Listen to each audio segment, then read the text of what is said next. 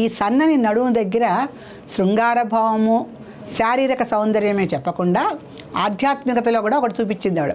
ఈ సన్నని నడుము సౌందర్య సాధనమే కాదు, సాధకులకి కూడా ఇది మూలాధారంగా ఉపయోగపడుతుంది. వాళ్ళు సాధకులు తూర్పుకి ఇలా వాళ్ళ యొక్క మూడో నేత్రాన్ని సూర్యుడికి ఆనించేలాగా సూర్య దిశగా పెట్టి పద్మాసనం వేసుకుని సాధకులు కూర్చుంటారు తూర్పు వైపుకి. మగవాళ్ళకు కూడా సన్నని నడుమే ఉండాలి. అవునండి, అది సింహం యొక్క నడుము అంటారు మగవాళ్ళది. సింహానికి కూడా మధ్యలో సన్నగా ఉంటుంది, ఆ సింహ మధ్యమ అంటుంటారు వీడని కూడా. సౌందర్యపరంగా స్త్రీలకు చెప్పారు, సాధనాపరంగా పురుషులకు చెప్పారు. ఆ సాధనాపరంగా స్త్రీలు కూడా సాధన చేస్తారు. ఎవరు చేసిన స్త్రీ పురుషుల్లో సాధనాపరంగా చెప్పేటప్పుడు సన్నని నడుము ఉండి అక్కడ ఉన్నటువంటి మూలాధార చక్రం ఆ నడువుని నిలబెట్టి వాళ్ళు తూర్పు దిశగా నిలబడి ఈ మూడో నేత్రాన్ని సూర్యుడికి ఎదురుకుండా పెట్టి ఉపాసనా కార్యక్రమాన్ని మొదలు పెడతారు. అందుకు కూడా సన్నని నడుము అవసరం.